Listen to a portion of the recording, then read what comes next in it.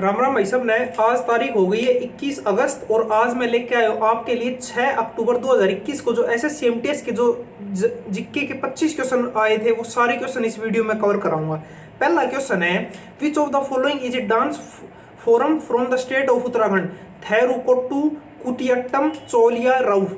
कुल मिला के ये पूछ रहा है कि उत्तराखंड का इनमें से कौन सा डांस है, डांस लोक नृत्य पूछ रहे हैं। तो आइए शुरू करते हैं। सबसे पहले हम बात करते हैं उत्तराखंड की। उत्तराखंड की मैंने बहुत से आपको डांस बता दिए, आज दो और याद कर लो। एक याद कर लो, चोलिया नृत्य। चोलिया नृत्य कहाँ का है? उत्तराखंड का है, जो कि इसका आंसर आएगा। ठीक है। एक याद करो, गढ़वाली। गढ़वाली कहाँ का है? गढ़वाली है उत्तराखंड का। ठीक है। नेक्स्ट आते हैं तमिलनाडु। तमिलनाडु के भी दो याद करो, एक तो थेरिकोट्टू कहाँ का है? तमिलनाडु का। एक याद करो, कुंभी। कुंभी कहाँ का है भाई साहब? एक कुंभ मेला होता है, ये कुंभी है। कुंभी कहाँ का है? तमिलनाडु का। फिर आते केरल। केरल के भी दो याद कर लो, एक तो कुटियाट्टम। कुटियाट्टम कहाँ पर है? केरल। कुट्टा भाई कैसे केरल, कैसे कुट्टा भाई, बहुत ज्यादा कुट्टा पिट्टा। ठीक है। एक याद करो ओट्टम। ओट्टम कहाँ का है? केरल का। ठीक है। एक है जम्मू कश्मीर। जम्मू कश्मीर का आएगा रऊफ। रऊफ कहाँ का है? जम्मू कश्मीर का। ये मैं आपको करवा चुका पहले। और एक और याद करो जम्मू कश्मीर का, एक है भाई साहब मंदजास। मंदजास मतलब मंद मंद। कैसे याद करोगे भाई? जम्मू कश्मीर में आतंकवादी क्या रहते हैं? बम लगा देते हैं नीचे धरती में, बम लगा दे तो हम क्या है? मंद मंद मतलब धीरे धीरे चलना पड़ता है हमें। भाई कहीं बम तो नहीं है, बम तो नहीं है, मतलब मंद जास कहा के जम्मू कश्मीर। अब आंखें बंद करो, देखो उत्तराखंड के दो याद करो, एक तो चोलिया। चोलिया कहा के? उत्तराखंड के। एक है गढ़वाली। गढ़वाली कहा के? उत्तराखंड का। अब आ जाए तमिलनाडु। तमिलनाडु के एक तो है कुंभी। कुंभी कहा का है? तमिलनाडु का। एक है थेरिकोट्टू। थेरिकोट्टम कहा का है? तमिलनाडु का। अब आ जाए केरल। केरल का कौन सा है? एक तो कुटियाट्टम। कुटियाट्टम कहा का है? केरल। कैसे केरल, कैसे कुटियाट्टम? कुट्टा पिट्टा भाई। ठीक है। एक और याद कर लो, कुटियाट्टम होगा। एक है ओट्टम। ओट्टम कहा का है? केरल का। ठीक है। अब आ जाए जम्मू कश्मीर। जम्मू कश्मीर का एक है रऊफ, सारी दुनिया को पता है। ठीक है। एक और याद कर लो, एक इकात, मैंने पहले भी आपको करवा चुका हूं। ठीक है। और एक है मंदजास। मंदजास मतलब मंद मंद चलना पड़ेगा। कहां पर? जम्मू कश्मीर। चलिए नेक्स्ट क्वेश्चन पर। नेक्स्ट क्वेश्चन है भाई, निम्नलिखित में से किस भारतीय पर्व को मनाने के दौरान मक्खन, दही इत्यादि से भरी मटकी को जमीन से ऊपर टांग दिया जाता है और लोग मानव पिरामिड बनाकर इसे तोड़ने का प्रयास करते हैं? जन्माष्टमी, रामनवमी, उगादि, संक्रांति। भैया बच्चे को पता है कि जन्माष्टमी में क्या होता है, वो ऐसे ऐसे ऊपर नीचे हो जाते हैं, ऊपर वो मटकी होती है दही की, उसे फोड़ते हैं, वो सब जन्माष्टमी होते हैं, सबको पता है। लेकिन काम की बात ये नहीं है। काम की बात ये है, जन्माष्टमी कब मनाते हैं, हिंदू कैलेंडर की किस तारीख को मनाते हैं? मैंने आपको पिछली कल वाली वीडियो में लगभग 5 त्योहार बता दिए थे, आज और बता रहा हूं। जन्माष्टमी कब मनाते हैं? जन्माष्टमी मनाते हैं भाद्र महीने की कृष्ण पक्ष की अष्टमी को मनाते हैं। मतलब अब 26 तारीख को जन्माष्टमी आई, 26 के या 28 अगस्त की, जो भी 5-7 दिन बाद जन्माष्टमी। कौन सा महीना है, क्या तारीख होगी? वो होगी भाद्र महीने की कृष्ण पक्ष की अष्टमी को मनाते हैं। ठीक है। एक भाई साहब रामनवमी। रामनवमी कब मनाते हैं? ऑप्शन में दे रखा है, ये मैंने पिछली कल वाली वीडियो में बताया, आज फिर बताता है। रामनवमी बनाते हैं चैत्र महीने की शुक्ल पक्ष की नवमी को मनाते हैं, क्योंकि राम के भक्त होते हैं ना, वो चैट वगैरह नहीं करते, चैटिंग वगैरह, हेलो बाबू आपने खाना खाया, ये सब नहीं करते राम के भक्त। रामनवमी चैत्र महीने की शुक्ल पक्ष की नवमी को। एक है भाई साहब उगादि। उगादि फेस्टिवल कहाँ मनाते हैं? ये मनाते हैं साउथ इंडिया में। साउथ इंडिया में बोले तो आंध्र प्रदेश हो गया, तेलंगाना हो गया, कर्नाटक, इन 3 राज्यों में मनाते हैं उगादि। उगादि किस तारीख को मनाते हैं? जो हिंदू कैलेंडर होता है ना, उसकी पहले महीने की पहली तारीख को मनाते हैं। तो मैंने कल आपको बताया था, आप बताओ हिंदू कैलेंडर का पहला महीना कौन सा होता है? तो हिंदू कैलेंडर का पहला महीना होता है चैत्र महीना और लास्ट महीना होता है फाल्गुन महीना। ठीक, कल मैंने आपको बताया था। अब कहता है पहला महीना चैत्र महीने की पहली तारीख को मनाते हैं उगादि फेस्टिवल, मतलब पहले महीने की पहली तारीख। ठीक है। एक है संक्रांति। बोले तो मकर संक्रांति आप करते होंगे, कब मनाते हैं? ये मनाते हैं 14 और 15 जनवरी को मनाते हैं। इसका क्या है, देश के अलग अलग हिस्सों में इसका अलग अलग नाम है, कहीं पर इसे कुछ बोलते हैं, कहीं पर इसको। आज 4 याद कर लो, क्या बोलते हैं, देख सुन मेरी बात। तमिलनाडु। तमिलनाडु में इसको क्या कहते हैं? तमिलनाडु में इसको कहते हैं पोंगल। मतलब आपने खूब नाम सुना, पोंगल कहाँ का? तमिलनाडु। कब मनाते हैं? ये है जब संक्रांत होती है ना, मकर संक्रांति, उस टाइम, मतलब 14 से 18 अगस्त तक, मतलब जनवरी तक मनाते हैं। ठीक है।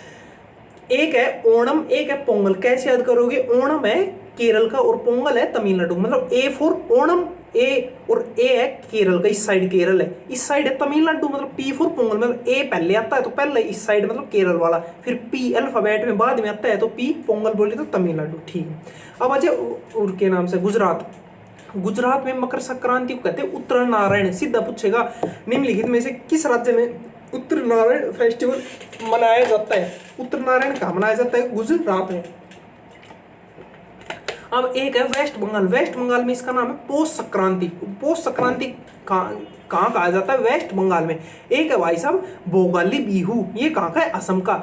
मकर संक्रांति का जो असम में क्या नाम है? भोगाली बिहू। एक है टुस्सू पर्व। टुस्सू पर्व कहाँ पर नाम है इसका? टुस्सू पर्व मकर संक्रांति का नाम कहाँ कहा जाता है? इसे कहा जाता है झारखंड में। ठीक है, चलिए नेक्स्ट क्वेश्चन पर।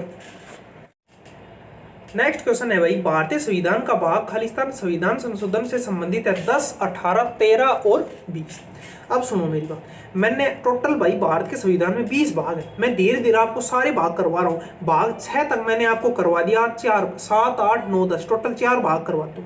ठीक है, अब कह रहे क्या भाग दोबारा मैं बताऊंगा नहीं, क्योंकि भाई रोज रोज बताऊंगा वीडियो लंबी हो रही। ठीक है, पिछले वीडियो मैंने भाग 6 तक बताया। भाग 6 आर्टिकल 152 से लेकर आर्टिकल 237 तक है। भाग 6 इसमें राज्य के बारे में बताया है, विधानसभा के बारे में, विधान परिषद, राज्यपाल, मुख्यमंत्री, इन सब के बारे में बताया है। भाग 6। ठीक है, अब आता है भाग 7। भाग 7 है आर्टिकल 238। आर्टिकल 238 भाग 7 के बारे में बताया। आज के टाइम में वर्तमान समय में भाग 7 खत्म हो चुका है। ठीक है, समझ गए? भाग 7 क्या है? वर्तमान समय में खत्म हो चुका है। इसमें क्या था? इसमें था कि भाई इस राज्य को ये महत्व, विशेष महत्व मिलेगा। इस मतलब भारत के राज्यों के बारे में था भाई, इस राज्य को ये अलग अलग भागों में बांट दिया था राज्य को, भारत के राज्यों को। भाग 7 में आर्टिकल 248 में, वो आज के टाइम पर खत्म हो चुका है, नहीं पूछेगा। अब आता है भाग 8। भाग 8 आता है आर्टिकल 239 से लेकर आर्टिकल 242 तक। इसमें क्या है? इसमें यूटी केंद्र शासित प्रदेशों के बारे में, यूनियन टेरिटरी के बारे में बताया गया। ठीक है, अब आता है भाग 7, भाग 8, भाग 9। भाग 9 मोस्ट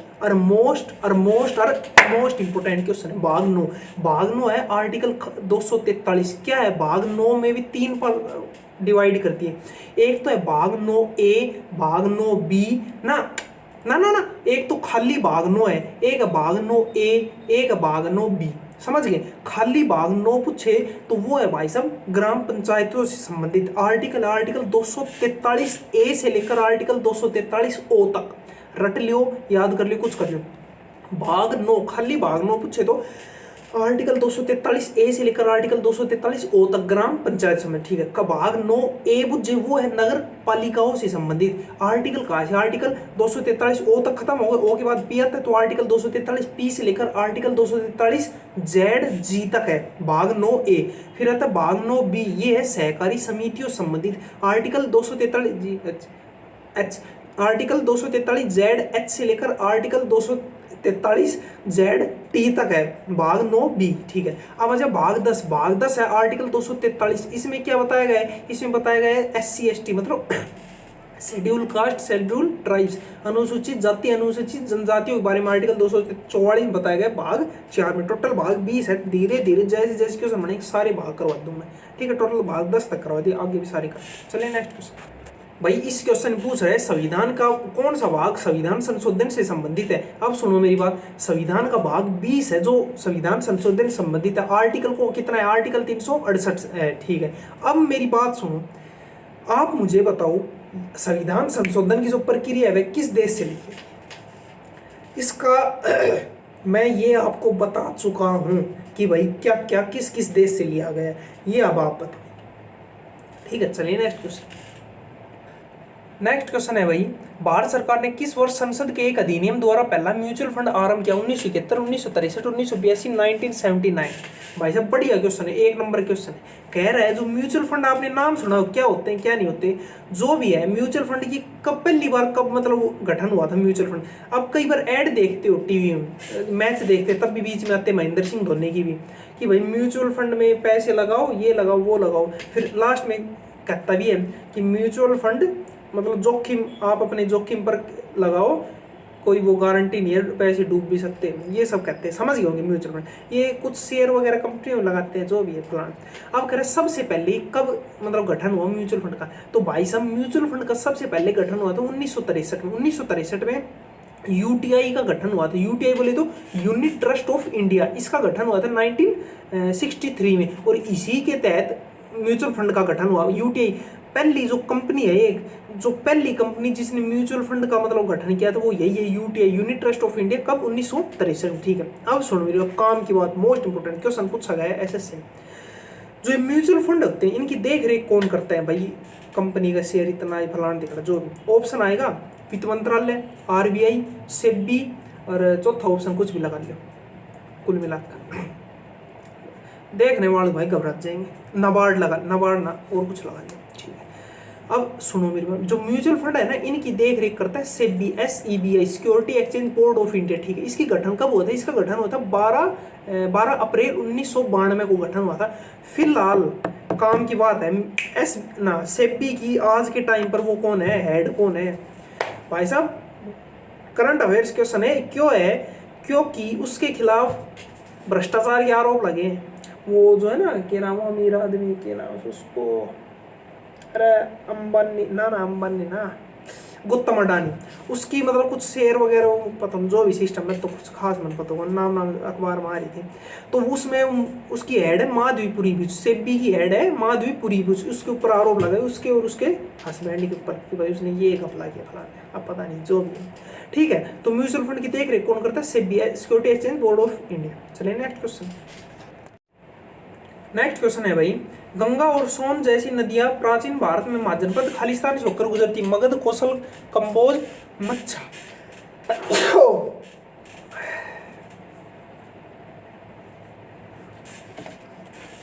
ठीक है भाई साहब, टोटल 16 महाजनपद थे। मैंने पिछली कल वाली वीडियो में बताया 16 महाजनपद। ठीक, अब कह रहा है महाजनपद मतलब नू समझ लो, आज के टाइम पर, आज से मान लो 5000 साल बाद क्या कहेंगे कि भाई साहब एक हरियाणा महाजनपद था, एक राजस्थान था, एक यूपी था, एक मध्य प्रदेश, मतलब एक एरिया था। मोटे मोटा तौर पर बता रहा हूँ, एक एरिया था। अब भाई ये है मगध एरिया, जैसे आज कहते हैं मतलब हरियाणा है, हरियाणा भाई ये हरियाणा है, ये भाई इतना राजस्थान है, ये इतना यूपी, ऐसे ही था महाजनपद। 16 महाजन भाई, ये इतना मगध है, ये इतना कंबोज है, ये इतना गांधार है, ये इतना काशी है, महाजनपद है, ऐसे समझ गए। ठीक, अब कह रहे जो गंगा जो गुजरती थी ना, गंगा वो किस महाजनपद से गुजरती थी? अब पूछ लेगा, जैसे भाई आज से 5000 साल बाद पूछ लेगा गंगा निम्नलिखित में से किस महाजनपद से गुजरती, मतलब किस राज्य से गुजरती थी? ऑप्शन आ जाएगा यूपी, MP, फलाना दिख रहा है ऐसे, तो ऐसे ये पूछ रहे हैं गंगा किस महाजनपद से गुजरती है। ठीक है, अब सुन मेरी बात, टोटल मैंने आपको कल 4 महाजनपद बता दिए थे, कल 4 महाजनपद आपको बता दिए थे। कौन कौन से बता दिए थे? अवंती महाजनपद बताया था, असमक महाजनपद बताया था, अंग महाजनपद बताया था, और कंबोज महाजनपद। पिछले वीडियो में जाकर देख। आज और 4 महाजनपद बताओ। सबसे पहले ऑप्शन में क्या दिया है? ऑप्शन है मगध महाजनपद। मगध महाजनपद कौन सा था वो समझ लो। आज के टाइम पर जो बिहार है ना, वो है बिहार का जो एरिया है ना, वो है मोटा मोटा तौर पर मगध महाजनपद है। ठीक है, अब कह रहा है एक है वो के गायत्री, अरे के नाम से इसको, टोटल 4 महाजनपद कराऊंगा। ठीक है, सबसे पहले था काशी महाजनपद। काशी महाजनपद कौन सा है? जो वाराणसी का इलाका है ना, वाराणसी, इसकी राजधानी थी वाराणसी, मतलब वाराणसी वाला इलाका है काशी महाजनपद। ठीक है, इसके राजा कौन थे? इसके राजा थे अश्वसेन काशी। इसके राजा, काशी महाजनपद के राजा कौन थे? अश्वसेन काशी। कौन था? ये था भाई साहब जो 23वें जैन तीर्थकर थे ना पार्श्वनाथ, उसके पप्पा जी थे अश्वसेन काशी। ठीक है, पहले जैन तीर्थकर कौन थे? पहले थे भाई साहब ऋषभदेव। 24वें कौन थे? महावीर स्वामी। और 23वें पार्श्वनाथ, और पार्श्वनाथ के पप्पा थे अश्वसेन काशी। ठीक है, अब सुनो बात, एक आता है कुरु महाजनपद। काशी महाजनपद बता दिए, कुरु महाजनपद। ठीक है, ये कौन सा इलाका है? नू समझ लो। अब भाई साहब मोटा मोटा तौर पे जो अपना हरियाणा और दिल्ली वाला इलाका है ना, हरियाणा और दिल्ली वाला इलाका, ये सब आते हैं कुरु महाजनपद में। ठीक है, इसकी राजधानी क्या थी? इसकी राजधानी थी इंद्रप्रस्थ, इसकी राजधानी थी। इसके राजा कौन थे? राजा थे इक्ष्वासु। ई से इंद्रप्रस्थ और ई से इक्ष्वासु इसके राजा थे। ठीक है, एक आता है भाई साहब कौशल महाजनपद। यह कौन सा इलाका है? यह नू समझ लो मोटा मोटा अयोध्या वाला इलाका है। यूपी के अयोध्या, एक बहराइच डिस्ट्रिक्ट होगा यूपी का, एक गोंडा डिस्ट्रिक्ट, वो सब एरिया है ना, वो आता है कौशल महाजनपद है। ठीक है, इसकी राजधानी क्या थी? इसकी राजधानी भाई पहले तो थी इसकी राजधानी अयोध्या, और फिर दोबारा दूसरी राजधानी इसकी क्या बनी थी? वो बनी थी भाई थे श्रावस्ती। ठीक है, इसके राजा कौन थे? राजा थे प्रसेनजित इसके राजा थे। अब सुन मेरी बात, कैसे याद करोगे? मैंने क्या कहा, कौशल महाजनपद जो अयोध्या वाला एरिया है, अयोध्या में कौन है? भगवान श्री राम। भगवान श्री राम की मम्मी का नाम था कौशल्या, थी ना, वो 3 मम्मी थी, उनमें एक का नाम था कौशल्या, तो उससे याद करो कौशल महाजनपद अयोध्या वाला एरिया। ठीक है, एक आता है गांधार महाजनपद। गांधार महाजनपद का ऊपर ऊपर बोले तो अफगानिस्तान पाकिस्तान वाले इलाका। इसकी राजधानी क्या थी? इसकी राजधानी थी तक्षशिला। ठीक है, अब सुन मेरी बात, ऊपर दो महाजनपद है, एक तो कंबोज महाजनपद जिसके बारे में मैंने आपको कल बता दिया, एक है आज क्या पढ़ा, इसका नाम है तक्षशिला, इसकी राजधानी है गांधार महाजनपद। मतलब गांधार, गंध आती है भाई साहब, स्मेल आ रही है, गंध आ रही, गंध पाकिस्तान में आती है, पाकिस्तान वाला इलाका है वो समझ लो, अफगानिस्तान वहाँ पर स्मेल, समझ गए। चलिए नेक्स्ट, टोटल भाई मैं आपने 8 महाजनपद करा दिया, 16 महाजनपद टोटल आगे जो भी क्वेश्चन बनेंगे 4 महाजनपद और ले आ जाओ। ठीक है, तो कह रहे गंगा किस एरिया से बहती है? गंगा भाई साहब देखो बिहार वाले एरिया से बहती है, और बिहार में कौन सा है? बिहार में के नाम से इसको, अरे के नाम से मगध महाजनपद, तो मगध आ जाएगा। बिहार में गंगा के लिए काशी महाजनपद भी आ सकता था, लेकिन ऑप्शन में नहीं है काशी के, गंगा काशी वाराणसी भी तो बहती है, ऑप्शन नहीं है, क्यों करें। चलिए नेक्स्ट क्वेश्चन है भाई, खालिस्तान एक उपकरण है जिसका उपयोग विद्युत सर्किट में 2 बिंदुओं के बीच विद्युत विभवांतर के मापन के लिए किया जाता है। एमीमीटर, गैल्वेनोमीटर, वोल्टमीटर और बोलोमीटर। अब सुनो मेरी बात, बढ़िया क्वेश्चन है जो इंस्ट्रूमेंट से रिलेटेड क्वेश्चन। भाई एक होता है एमीमीटर। एमीमीटर क्या मेजर करता है? एमीमीटर मेजर करता है भाई साहब, एमीमीटर क्या मेजर करता है? एमीमीटर मेजर करता है इलेक्ट्रिक करंट। कल मैंने आपको पढ़ाया था। अब भाई कोई तार है, तार है जैसे, उसमें हम वो इंस्ट्रूमेंट लगाएंगे, एमीमीटर लगाएंगे और देखेंगे भाई इस तार में करंट आ रहा है या नहीं आ रहा है, बस ये मेजर करता है एमीमीटर। एक होता है गैल्वेनोमीटर। गैल्वेनोमीटर क्या करता है? अब भाई करंट आ रहा है तो ठीक, अच्छी बात है, लेकिन वो ये भी मेजर करता है कि भाई कितना एम्पियर का करंट आ रहा है, भाई कितना करंट आ रहा है, तेज आ रहा है, धीरा आ रहा है, किस डायरेक्शन में करंट जा रहा है, ये सब सुन लो मेरी बात। एमीमीटर और गैल्वेनोमीटर में ये फर्क है। एमीमीटर सिर्फ ये मेजर करेगा भाई हाँ भाई करंट है या नहीं है, बस इतना है तो बता देगा हाँ भाई है, और नहीं है तो नहीं। गैल्वेनोमीटर बताएगा है ना कितना है, इतना एम्पियर है करंट, इतने तेज है, इतना, और किस डायरेक्शन में, ये सब गैल्वेनोमीटर। एक है भाई साहब बोलोमीटर। बोल रहा था, बोल तूने, ये क्या किया, अपने किशन को दिल दे दिया। बोलोमीटर क्या करता है? ये भाई मेजर करता है हीट या पावर ऑफ इलेक्ट्रिक, जो वो होता है ना इलेक्ट्रिक जो पोटेंशियल होते हैं, मतलब इलेक्ट्रिक रेडिएशन, उनकी जो पावर हीट, ये सब मेजर करता है। ठीक है, ये होता है बोलोमीटर। बोल रहा था बोल। एक होता है भाई साहब वोल्टमीटर। वोल्टमीटर क्या करता है? ये मेजर करता है इलेक्ट्रिक पोटेंशियल बिटवीन 2 पॉइंट्स। भाई एक यो पॉइंट ले ले तार का, और एक ये पॉइंट वायर बोले तार, इनके बीच का इलेक्ट्रिक पोटेंशियल कितना है, ये सब वोल्टमीटर। अब इलेक्ट्रिक पोटेंशियल हिंदी में क्या कहते हैं पता ना, विभवांतर, जो भी कहते हैं भाई, मैं हिंदी का माउस, ठीक है, ये सब होता है। अब सुन मेरी बात, अब 4, मैं पिछले वीडियो में आपने 4 इंस्ट्रूमेंट याद करवाया था, 4 अब मेरा नाम से याद, धीरे धीरे सारा कराते हैं।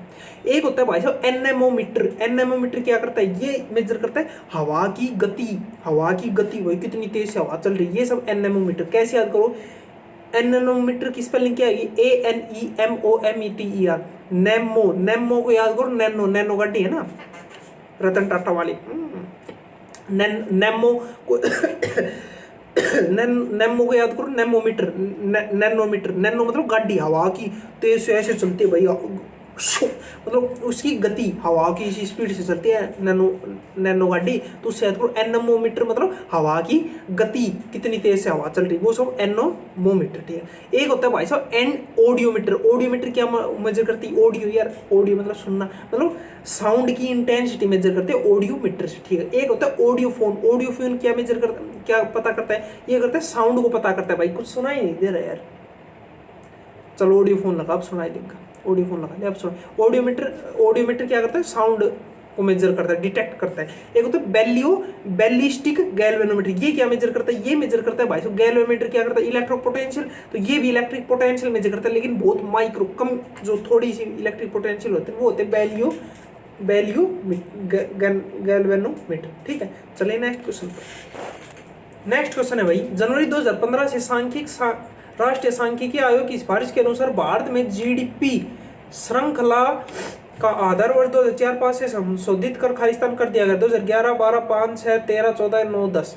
अब सुन मेरी बात, कह रहा है जो जीडीपी मेजर करते हैं वह किस वर्ष को आधार वर्ष मानकर करते हैं। अब सुन मेरे मतलब ना समझे, अब 2024 चल रही है भाई, तो कहते हैं भाई किसी ने किसी वर्ष को आधार वर्ष मानते हैं। भाई 2000 मान ले 2020 में भाई भारत की जीडीपी इतनी थी, तो भाई 2024 में इतनी होगी, मतलब कुछ चेंज हुआ, कितना ऊपर गया भारत, कितना नीचे गया, विकास हुआ नहीं हुआ, ये सब मतलब एक वर्ष, मतलब 2020 को आधार वर्ष मान लिया, मतलब 2020 की तुलना, अरे वो कंपेयर करना, कंपेयर समझ लो ठीक। तो कह रहा है कि जनवरी 2015 में, उससे पहले क्या था 2004-5 जो साल थे ना, उसको आधार वर्ष, मतलब उसमें जो जीडीपी होती है ना उसको मतलब कंपेयर करके मापते थे भाई इतना विकास हुआ इतना।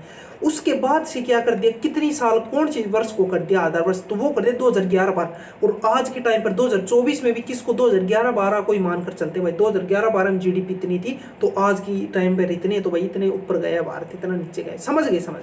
अब कर लेकिन आने वाले समय में 2017-18 को आधार वर्ष मानने की वो तैयारी चले, लेकिन अभी तक पूरी नहीं हुई है। आज के टाइम पर अगर तुम्हारा क्वेश्चन बन जाता है तो 2011-12 करोगे अगर, ठीक है, जब तक चेंज नहीं होगा, ठीक है। चलिए नेक्स्ट क्वेश्चन है भाई, the united nation sustainable development goals 6 tribes to. भाई साहब यह क्वेश्चन समझ जो मोस्ट जो टॉप हार्डेस्ट क्वेश्चन होते हैं ना उनमें से एक है, कोई नहीं कर सके, कोई पढ़ के ही नहीं है, लिखित में देश क्या कह रहा है। एक है UNSDG, United nation sustainable development goals, आपने नाम सुना होगा SDG, ठीक है। क्या है भाई साहब, इसकी एक मीटिंग हुई थी 2015 में।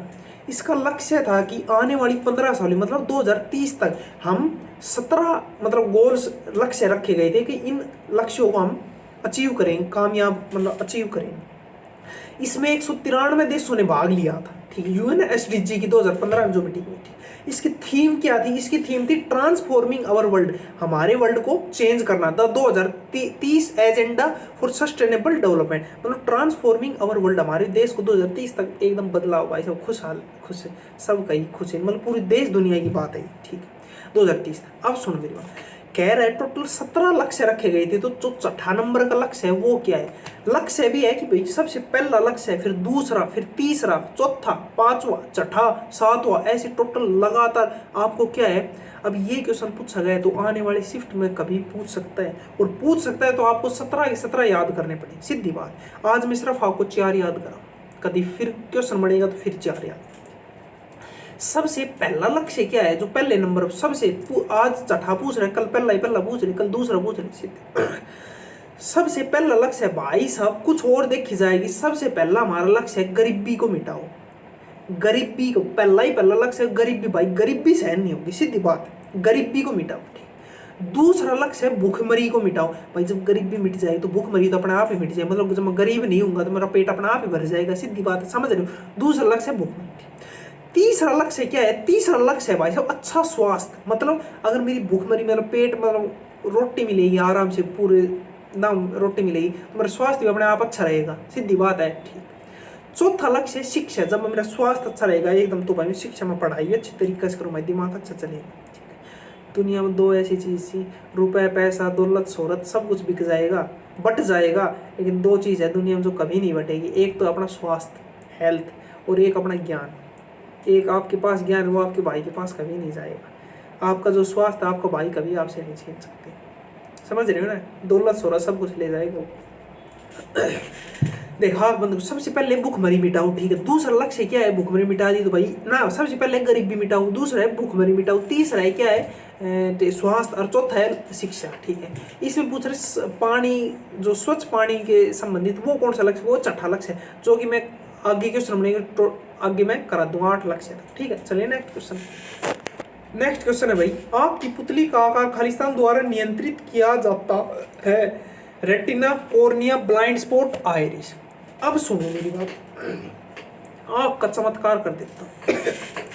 मैंने आपको ये बता चुका कि आँखों से संबंधित रोग कौन कौन से हैं, 1-2 रोग बता चुके। एक तो ग्लूकोमा रोग, किससे संबंधित, आँखों से।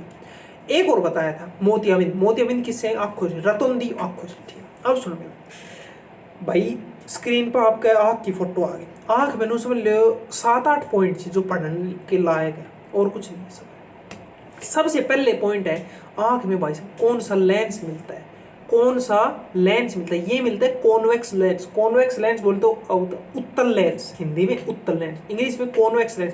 आँख में कौन सा लेंस मिलता है, कॉन्वेक्स लेंस, ऑप्शन आएगा कौन के नहीं, कॉन्वेक्स।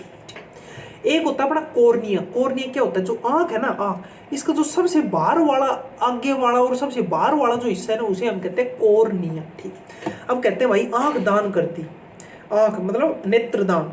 ठीक है, तो आंख दान का मतलब ये नहीं कि आपकी आंख काट के ले जाएगी पूरी आंख, नहीं, आपका सिर्फ जो कॉर्निया है ना, कॉर्निया बाहर वाला ही, बाहर वाला ये काट के ले जाएगी, ये निकाल के ले जाएगी, ये होता है नेत्रदान। ठीक, अब सुनो कैसे याद करो।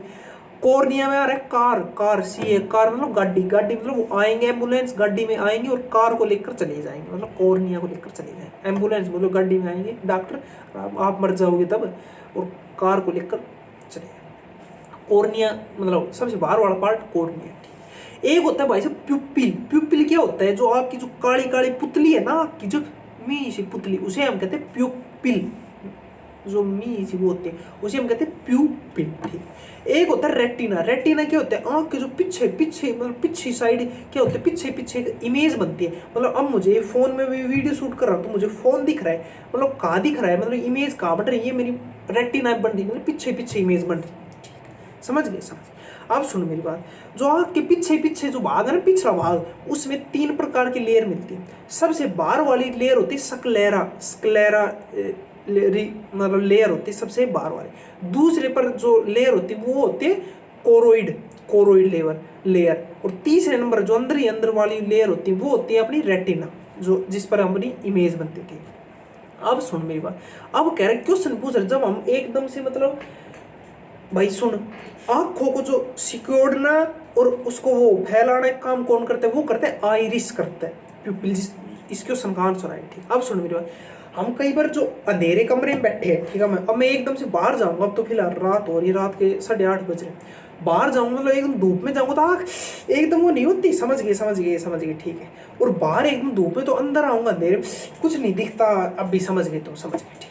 वो कौन सिक्योरिटी आंखों को, वो सिक्योरिटी है भाई साहब आइरिस, बोले तो प्यूपिल सिक्योरिटी। ठीक है, अब सुन, एक होता है भाई साहब कलर ब्लाइंडनेस, एक होता है नाइट ब्लाइंडनेस। नाइट ब्लाइंडनेस होते हैं हमें रात को नहीं दिखता, रात को मतलब बिल्कुल ही नहीं दिखता, वो होते हैं नाइट ब्लाइंडनेस, किसकी विटामिन ए की कमी से होते हैं, जिसे हम रतौंधी बोलते हैं। ठीक, एक होता है कलर ब्लाइंडनेस, वो मतलब मुझे कलर पहचानने में दिक्कत आ रही है, मतलब ये है, आप कभी मेडिकल दे, मैंने मेरी जिंदगी में 6 मेडिकल दे चुका, 5 एक मतलब मेडिकल ना दे, हमेशा कलर ब्लाइंडनेस है, तो काफी बच्चे कलर ब्लाइंडनेस में बाहर होते हैं। और ये एक ऐसी बीमारी जिसका कोई इलाज नहीं, सीधी बात, मतलब वो समझ गए, लाइसेंस बनवाने जाते हैं, जो जिसने देखा है वो समझ गए होगा।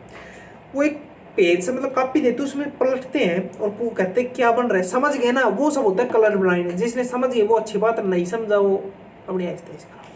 कलर ब्लाइंडनेस, इसका कोई इलाज नहीं, कोई भी, एक बार आपकी आ गई, ये जेनेटिक रोग है, मम्मी से आती है।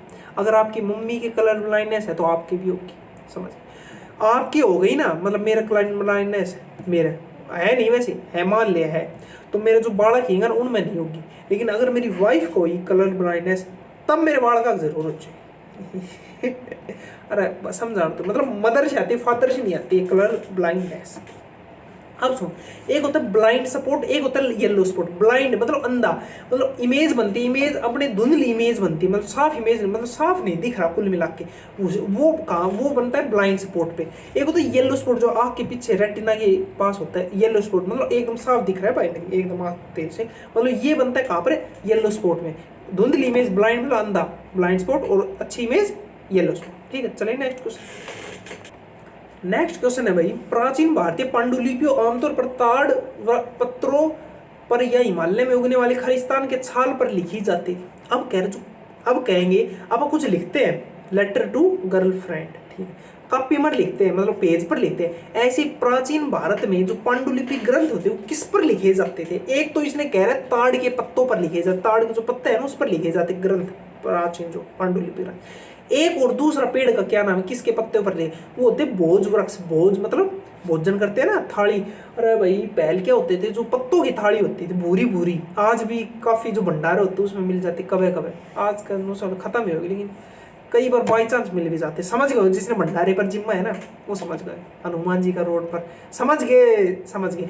जो मतलब भूरी भूरी सी थाली होगी, पत्तों से बनी होती थाली, तो उससे याद मतलब भोज वृक्ष उस थाली पर लिखा होता। मतलब पांडुलिपि ग्रंथ किस पर लिखे होते, एक तो अपनी भोज वृक्ष पर लिखे और एक ताड़ के पत्तों पर लिखे होते। ठीक है, इसमें कुछ खास नहीं है, समझाने होते, रटना है।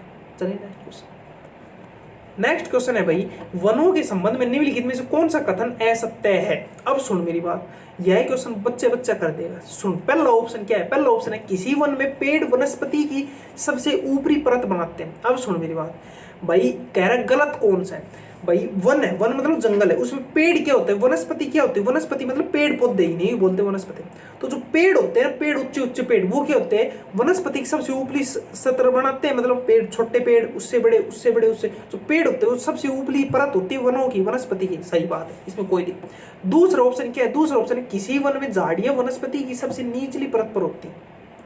भाई झाड़ी क्या होती है? झाड़ी मतलब क्या होती है? झाड़ी पेड़ से तो नीचे होती है, झाड़ी जो कांटेदार झाड़ी, मतलब समझ गया होगा ना, समझ गया। आप ग्राउंड वगैरह खेलते हैं, समझ गया? ठीक है, झाड़ी क्या सबसे निचली है? झाड़ी से नीचे भाई घास भी तो मिलती है। अरे घास भी तो वनस्पति में आती है, तो झाड़ी सबसे निचली नहीं है ना, घास भी तो आती है। जो घास, अरे समझ, झाड़ी तो फिर भी ऊंची राज्य है, समझ गया ना? तो झाड़ी सबसे नीचे नहीं। तीसरा ऑप्शन है वन जलवायु, जल चक्र और वायु गुणवत्ता को प्रभावित करते। भाई सही बात है, जो जलवायु, अब कहते हैं ना भाई जब बारिश नहीं हो रही, भाई पेड़ तो सारा काट दिया, बारिश कहाँ से? मतलब जलवायु को प्रभावित करते, पेड़ लगाओ बारिश आएगी, तभी तो पानी ऊपर आएगा, कुओं का पानी नीचे जा रहा है, समझ गए? जलवायु को, जल चक्र को प्रभावित करता है पेड़ लगाओ, तभी कहते पेड़ लगाओ, ठीक है। वायु गुणवत्ता, वायु भाई पेड़ लगाओगे, वन लगाओगे तो वायु अच्छी स्वस्थ वायु मिलेगी, वरना पोल्यूशन होगा, समझ? वही है, ये बात भी सही है। चौथा ऑप्शन वन है ना, मृदा का अपरदन रोकते, मतलब सोइल इरोजन, मृदा जो कट जाती है ना, कट जाती है मृदा, उसे हम कौन रोकते? उसे रोकता है वन, मतलब जंगल रोकते हैं। तो ये बात भी सही। पूछ रहे गलत कौन सी? गलत है वही है कि झाड़ी सबसे नीचे, उससे नीचे वो घास वगैरह वो। चलिए नेक्स्ट क्वेश्चन। नेक्स्ट क्वेश्चन है भाई, भारतीय संविधान के बारे में निम्नलिखित में से कौन सा कथन सत्य नहीं है, मतलब गलत बताना है। पहला ऑप्शन है भाई, यह सभी व्यक्तियों और समुदायों की किसी भी धर्म को धारण करने, अभ्यास करने और प्रचार करने की स्वतंत्रता प्राप्त करता है। भाई सही बात है भाई, मेरा हिंदू धर्म है, मैं अपने धर्म की प्रचार करूंगा। वो नहीं लिखते गाड़ियों के पीछे हिंदू लिखते हैं, हाँ ऑरेंज कलर में सनातनी हिंदू लिखते हैं। भाई मेरा धर्म है, मैं प्रचार करूंगा, वो अलग बात है। मैं किसी और के धर्म के बारे में बुरा नहीं कह सकता, अपने धर्म को प्रचार करूंगा। वो है ना, अरे वाह गदर फिल्म, हाँ सन्नी देओल वहाँ पर जाओ, वो उखाड़ है, वो क्या बोल नहीं, अरे वो पंप उखाड़ है वो पाकिस्तान, वो कहेगा ना कि तुम्हारा पाकिस्तान जिंदाबाद है, इससे हमें कोई दिक्कत नहीं, लेकिन हमारा हिंदुस्तान जिंदाबाद था, जिंदाबाद है, जिंदाबाद रहेगा। तो वही बात है, दूसरे धर्म के बारे में गलत मत कहो, अपने धर्म का चाहे कितना प्रचार करो, बात सही है। हमें पूछा गलत कौन सी बात है, ठीक है। दूसरा ऑप्शन, इसके निर्माताओं ने एक धर्मनिरपेक्ष राज्य का मॉडल चुना है। धर्मनिरपेक्ष राज्य का मतलब क्या है ये बता दो भाई। मैं एक पेपर हुआ था, एक पेपर में पूछा जा उसका प्रीवियस, मैं एक बार गलत करके आया था, लेकिन अब मैं नहीं करूँगा। धर्मनिरपेक्ष का अर्थ है, ऑप्शन आएगा कि भाई यह राज्य सभी धर्मों को मानता है, और एक आएगा यह राज्य किसी भी धर्म को नहीं मानता। तो इसका आंसर यही है कि धर्मनिरपेक्ष मतलब यह भारत किसी भी धर्म को नहीं मानता। ये मत करना कि भारत सभी धर्मों को मानता, नहीं, भारत किसी भी धर्म को नहीं मानता, सीधी बात है, सब एक जैसे, ये सब है धर्मनिरपेक्ष। चौथा ऑप्शन है यह धर्म के आधार पर भेदभाव पर रोकता है। भाई सही बात है, धर्म के आधार पर को भारतीय का संविधान कहता है कि किसी धर्म, भाई हिंदू हो मुसलमान हो सब एक है, हिंदू मुस्लिम भाई सब बराबर है संविधान के अनुसार। चौथा ऑप्शन है, बचा हुआ चौथा ऑप्शन ही गलत है। नेक्स्ट क्वेश्चन है भाई, 30 जुलाई 2020 तक प्राप्त जानकारी के अनुसार भारतीय पुरुष हॉकी टीम के कप्तान का नाम बताए। मतलब कह रहे हैं भारत के पुरुष जो हॉकी टीम, क्रिकेट का कप्तान तो रोहित शर्मा भाई सबको पता है, वो भी अब T20 का तो रहा नहीं, ODI का ही, टेस्ट का ही है। अब कह रहे फुटबॉल का कप्तान बताओ, उस टाइम का अपने ऐश करो, आज के टाइम पर सुन मेरी बात। पहले हम बात करते हैं हॉकी की।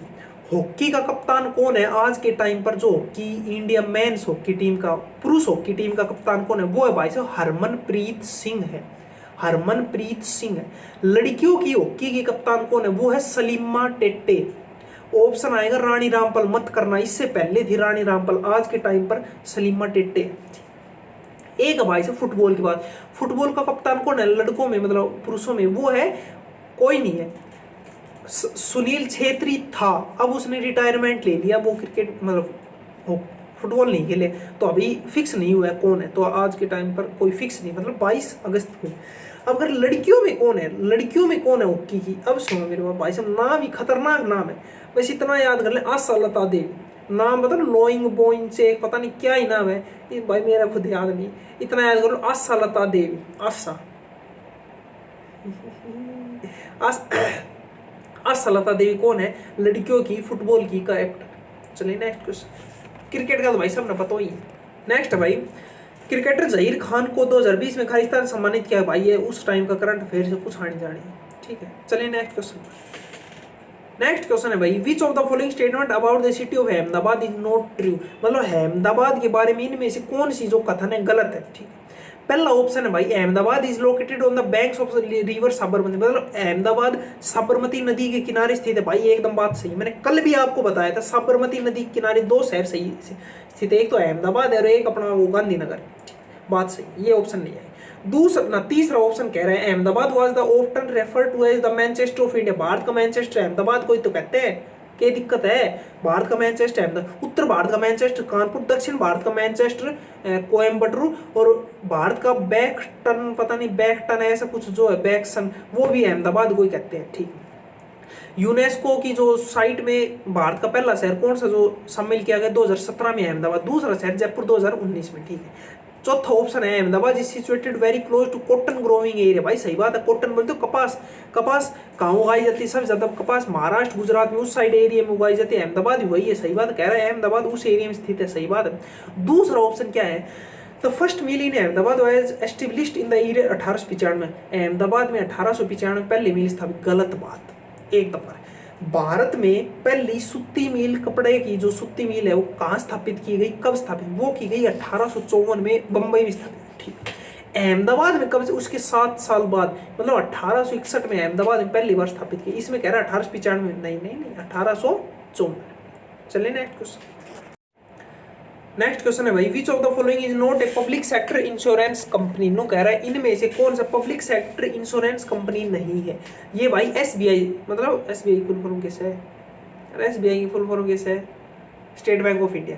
ये एक पब्लिक सेक्टर नहीं, ये एक प्राइवेट सेक्टर है, ठीक है। अब सुन मेरी बात, मुंह समझ लो, पब्लिक सेक्टर 5 पब्लिक सेक्टर याद कराऊंगा आज, 5 याद कर, ठीक है, टोटल 5। एक होता है भाई साहब नेशनल इंश्योरेंस कंपनी, यह क्या एक पब्लिक सेक्टर, पब्लिक मतलब पब्लिक, एक प्राइवेट होता है एक पब्लिक। इसकी स्थापना कब हुई थी? इसकी स्थापना हुई थी 1906 में। इसकी हेडक्वार्टर कहाँ पर? इसका हेडक्वार्टर कलकत्ता। नेशनल पब्लिक ना नेशनल इंश्योरेंस कंपनी। एक याद करो, न्यू इंडिया एश्योरेंस कंपनी, इसकी स्थापना 1919 में हुई थी। कहाँ पर? इसका हेडक्वार्टर है अपने इस साइड बंबई, बंबई में, ठीक। तीसरे नंबर पे याद करो यूनाइटेड इंडिया इंश्योरेंस कंपनी, इसकी कहाँ पर है? इसकी स्थापना हुई थी 1938 में, 1919 में उसकी थी, उसको दुगना मतलब 1938 में। इसका हेडक्वार्टर है अपने चेन्नई में, ठीक है। एक याद करो LIC, LIC भाई साहब खूब पूछता है, LIC life insurance, full form बता। ऑप्शन आएगा life insurance company, life insurance corporation, तो लाइफ इंश्योरेंस कॉर्पोरेशन है LIC को। इसकी स्थापना हुई थी 1956 में, इसका हेडक्वार्टर है बंबई में। एक होता है agriculture insurance corporation of India, इसकी स्थापना कब हुई थी? इसकी स्थापना 2002 में, इसका हेडक्वार्टर कहाँ पर है? दिल्ली में। अब आग बंद करो, सुन मेरी बात। एक है नेशनल इंश्योरेंस कंपनी, इसकी स्थापना हुई थी 1906 में, हेडक्वार्टर कलकत्ता में। एक है भाई साहब नेशनल अश्योरेंस कंपनी, जो अरे यूनाइटेड अश्योरेंस इंडिया कंपनी जो भी है, जो उसकी स्थापना 1919 में हुई थी, हेडक्वार्टर मुंबई में, ठीक है। एक है भाई साहब 1900 में के नाम से 38 में कहाँ पर के नाम से इसको चेन्नई में हुई थी, के नाम से उसको नाम है यूनाइटेड इंडिया नेशनल कॉर्पोरेशन, ठीक है। अब कह रहे एक LIC 1956 में कहाँ पर? बंबई में, ठीक है। एक है भाई साहब एग्रीकल्चर अश्योरेंस कंपनी, जो भी एग्रीकल्चर वाला नेशनल एग्रीकल्चर 2002 में दिल्ली में, ठीक है। चलिए नेक्स्ट क्वेश्चन सुन, के नाम से वो पब्लिक सेक्टर, एक होता है पब्लिक एक प्राइवेट, तो SBI state bank of India एक प्राइवेट है, पब्लिक नहीं है, समाज सेवी नहीं है, प्राइवेट है, सरकारी नहीं, ठीक है। नेक्स्ट क्वेश्चन है भाई, गंगा ब्रह्मपुत्र बेसिन खालिस्तान अक्षांशों के बीच स्थित है, मतलब कह रहे हैं गंगा ब्रह्मपुत्र बेसिन मतलब गंगा ब्रह्मपुत्र के एरिया, मतलब नू समझ लो। अब क्या बताऊं यार, मतलब जो यूपी, जो गंगा जहाँ से बहती है और ब्रह्मपुत्र जहाँ से बहती है, उनका जो बीच का एरिया है ना, मतलब यूपी आ गया, बिहार आ गया, नेपाल वाला एरिया, वो सब एरिया है ना, कितने डिग्री से लेकर कितने डिग्री तक है? अक्षांश तक। तो ये भाई साहब 10 डिग्री से लेकर 30 डिग्री तक। यह क्वेश्चन अगर किसी ने पढ़ लिया होगा ना वो तो कर देगा, और नहीं पढ़ा होगा भाई सीधी बात है। क्यों बढ़िया क्वेश्चन, बड़ी याद किए, मतलब यार ऑप्शन भी ऐसा दे रखा है भाई। वो है। तो गंगा और ब्रह्मपुत्र बेसिन 10 डिग्री नॉर्थ से लेकर 30 डिग्री नॉर्थ तक, इतना रट लियो, याद कर लो, कुछ कर लो, जख मार लो, अगर रिपीट है तो करनो से 10 से लेकर 30 तक। चलिए नेक्स्ट। 8 डिग्री चैनल किसको? मालदीव मिनी निकाय को। भाई सुन लो मेरी बात, 8 डिग्री मालदीव मिनी निकाय, 9 डिग्री मिनी निकाय कवरती, 10 डिग्री अंडमान निकोबार, और 11 डिग्री कुछ को नहीं, और यू के नाम से 10 डिग्री से लेकर 30 डिग्री तक नॉर्थ तक यू के नाम से कौन? गंगा ब्रह्मपुत्र बेसिन। ठीक है, चलिए नेक्स्ट क्वेश्चन। नेक्स्ट क्वेश्चन है भाई, खालिस्तान कुर्ग के कोड्डव समुदाय का फसल पर्व है मडई थय्यम पट्टू के नाम है पुट्टारी भगोरिया। अब कह रहे कौन सा फेस्टिवल ये मतलब इससे संबंधित है, तो सुन मेरी बात, आज मैं फेस्टिवल करा दूं सबके दो। सबसे वो पहला ऑप्शन है मडई। मडई कहाँ का है? मडई है छत्तीसगढ़ का, आपको बता चुका हूँ मडई कहाँ का? छत्तीसगढ़ के दो और याद करो, एक है बस्तर दशहरा कहाँ का? छत्तीसगढ़ का। अब सोचो भाई, भाई क्वेश्चन जबरदस्त है, पूछा गया कैसे बस्तर, एक है कुंभी ना कुंभी राज्य में कुंभी तो थोड़ी देर पहले बताया तो तमिलनाडु का है, राज्य में कुंभ छत्तीसगढ़ का है।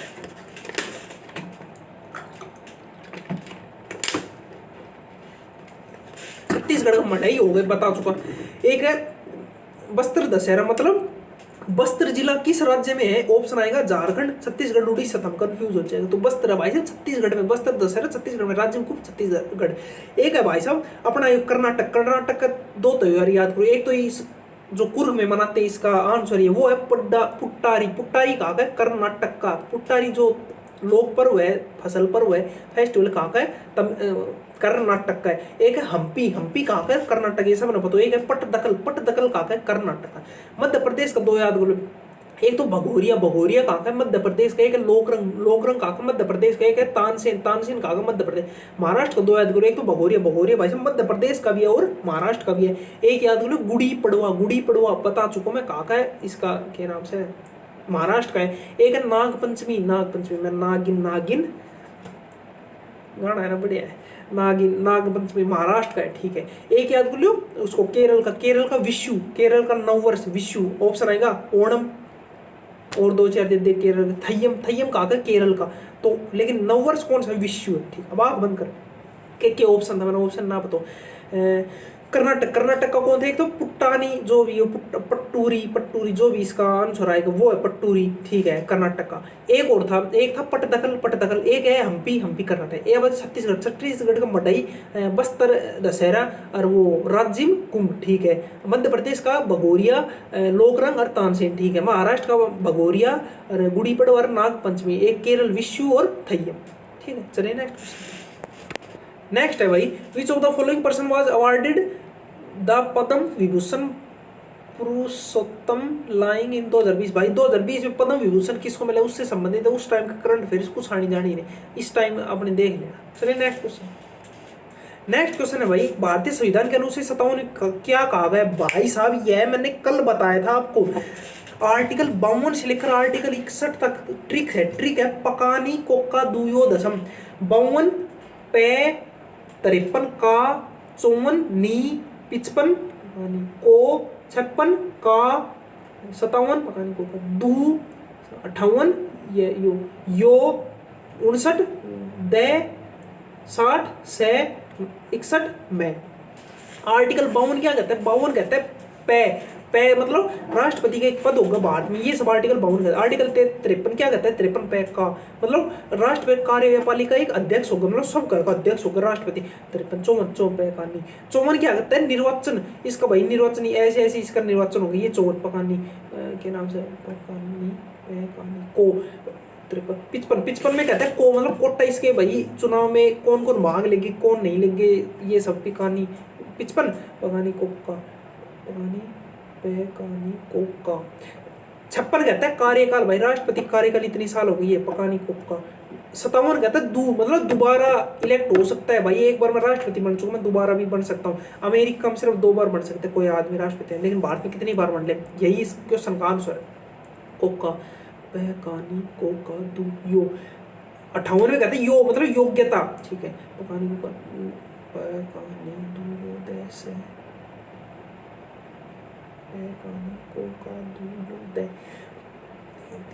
59 59 कहते हैं दे मतलब उसकी दशा बताती है, मतलब भाई कोई अब क्या बताऊँ यार मैं सामने 59 यार देख लियो अपना, मेरा खुद थोड़ा समझ कम से भाई देख सच्ची बात बता, मैं आपने चूतिया बनाऊँ वो गलत बात है। 60 कहता है शपथ, भाई मैं इसको शपथ कौन दिलाएगा कौन नहीं दिलाएगा वो सब है। 61 कहता है महाभियोग राष्ट्रपति को हटा कौन सकता है कैसे हटा, वो सब 61 कहते हैं। चलिए नेक्स्ट क्वेश्चन। नेक्स्ट क्वेश्चन है भाई, which of the following is a book by Lewis Carroll, the man who would be king, Rikki Tikki Tavi, Alice adventure in wonderland, the jungle book. अब सुन मेरी बात, किताब बुक से संबंधित एक नाम सुना होगा रुडियार्ड किपलिंग, उसकी 3 किताब याद करो। इस ऑप्शन में 3 किताब तो है रुडियार्ड किपलिंग की और बाकी एक किताब किसकी है, लेविस गोरल की। रुडियार्ड किपलिंग की 3 किताब याद करो। एक तो याद कर लो क्या, the man who would be king, वह आदमी जो कभी राजा था, यह किसकी है, रुडियार्ड किपलिंग की है। ठीक, के से किपलिंग, के से किंग मतलब राजा था। एक याद करो रिक्की टिक्की, रिक्की टिक्की कुछ मतलब जोकर टाइम नहीं लग रहा है, रिक्की टिक्की, रिक्की टिक्की, ये सब किसकी है, रुडियार्ड किपलिंग किताब का नाम। ठीक है, एक याद कर लो तो जंगल बुक, जंगल बुक इसमें भाई पेड़ पक्षियों के बारे में, शेर के बारे में, जंगल बुक किसकी है, रुडियार्ड किपलिंग। एक याद करो अब नाम आता है लेविस गोरेल, लेविस गोरेल कौन सी किताब, ये है एलाइस एडवेंचर इन वुडलैंड, ये किसके, Alice adventure in woodland, Lewis Carroll की। अब सुन मेरी बात, अब आग बंद कर, अर के नाम से इसको रुडियार्ड किपलिंग की 3 किताब बता। एक तो है भाई साहब the man who would king, मतलब वह राजा, आग बंद से भाई, the man who would king, वह राजा जो किसी टाइम पर, मतलब वह आदमी जो किसी टाइम पर राजा था, किसकी है, रुडियार्ड किपलिंग। ठीक है, रिक्की टिक्की रुडियार्ड किपलिंग। एक है the jungle book Rudyard Kipling की, और एक है द एडवेंचर ऑफ यू, जो भी नाम से के नाम से इसको लेविस गोरेल की, द एडवेंचर इन के नाम, द एडवेंचर इन लकड़ी, लकड़ी मतलब wood, woodland, the adventure in woodland किसकी है भाई साहब, लेविस गोरेल। रुडिया द एडवेंचर इन वुडलैंड किसकी है, लेविस गोरेल की। रुडियार्ड किपलिंग की 3 बता, Rikki Tikki, the jungle book, अरे एक और थी यार, Rikki Tikki jungle book, the man who was would king, ये किसके है, रुडियार्ड किपलिंग। भाई ये कुछ क्वेश्चंस थे, कुछ के सारा ही क्वेश्चन था, आपने करा दिया। बाकी वीडियो अच्छी लाइक शेयर सब्सक्राइब। भाई साहब फिलहाल टाइम हो रहा है 9:17 हो चुके हैं, वीडियो शूट कर रहा हूँ, अब घर जाऊँगा 9:30 बजे तक, घर पहुँचूंगा, घर जाकर रोटी खाऊंगा, रोटी खाकर फिर सोऊंगा, और सोऊँ तो कौन है, वीडियो एडिटिंग करूँ भाई।